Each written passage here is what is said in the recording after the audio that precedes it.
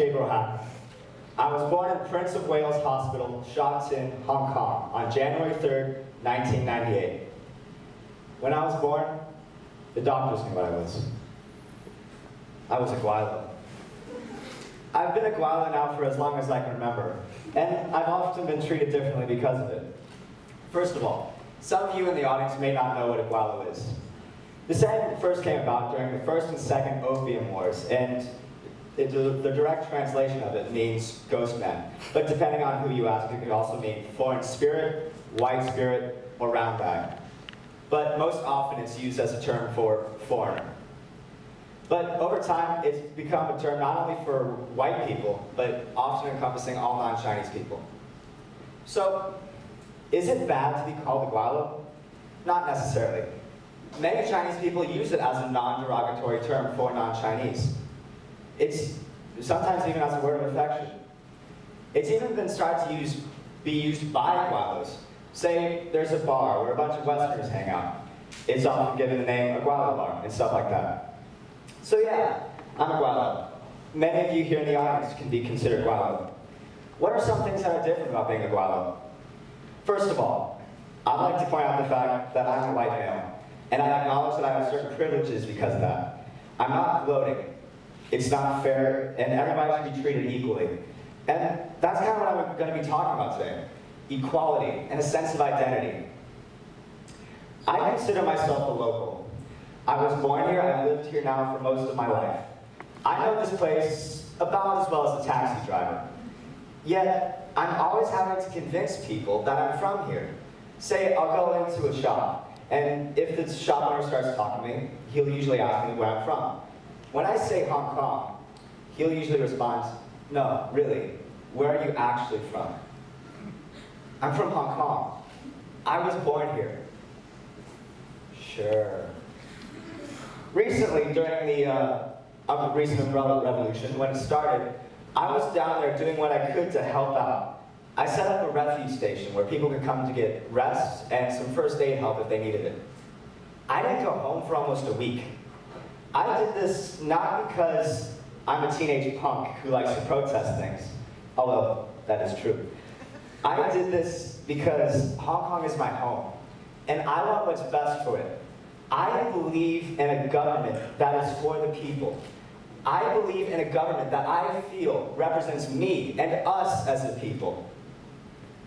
I'm proud of the people of Hong Kong for coming together and fighting for a common cause. I'm proud that I was a part of that. But the entire time I was there, something strange kept happening. People kept thanking me, yet at the same time, they weren't thanking my local Chinese friend who was with me. And honestly, he was doing a lot more to help than I was. Why were they treating me differently than they were treating him? It's something I didn't ask for. As great as that whole experience was, I couldn't help but feel like an outsider. I felt like I was among my people, but at the same time, they were treating me like some foreign sponsor just coming to help out for the hell of it. It hurt. How do you find a sense of belonging in a place that is convinced you don't belong there? We live in Hong Kong, an international business hub, and a melting pot of different cultures and races. You know, when you think about it, modern Hong Kong has a lot in common with New York in the early 20th century. You have people coming to Hong Kong for a lot of the same reasons that people used to immigrate to New York back in those days. You have refugees, people seeking opportunity, and people seeking a fresh start. You know, when you think about it, aren't those the major reasons that people have migrated from place to place for centuries, actually? In New York, back in the old days, you had all the different cultures and races that tended to stick together in places like the Jewish ghettos, Little Italy, and places like Harlem.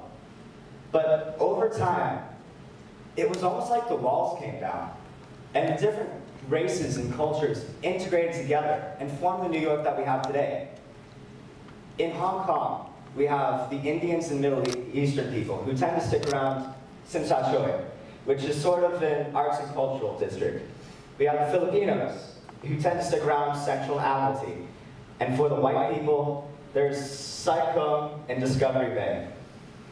Discovery Bay is kind of like a white suburbia in the middle of Asia. So what I'm trying to say is, even though the different races and cultures are sticking together now, maybe, hopefully in time, just like they did in New York, they can come together and Hong Kong can be much more of a truly international city. I'm ethnically American. My father's from Michigan. My mom's from Louisiana. In the early 90s, they met in Hong Kong and made me. I was born here. When I was 2, we moved back to the States. And when I was 9, we moved back to Asia. I'm now 17 years old. We've lived here for most of my life. And honestly, I feel more at home in Hong Kong than I ever did anywhere else. And at the end of the day, isn't that all that really matters? What I think, what I feel, how I perceive myself, how I identify myself. I know deep down inside who I am. So what else matters? Sure, I'm a Gweilo. That's the name I've been given. I don't mind it that much, honestly, because I know I am a Hong Konger, and no one can take that away from me. You are who you say you are. You don't need anybody else to tell you who you are, because you know who you are. What is this notion of home and identity? It's something that people have asked themselves for thousands of years.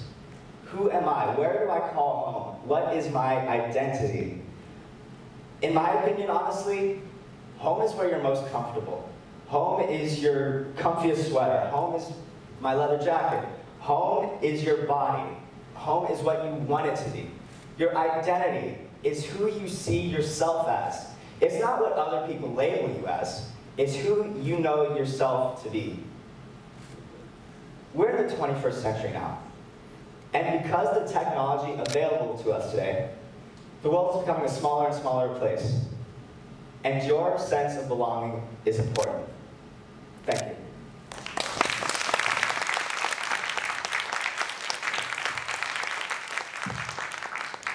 Thank you, Gabriel.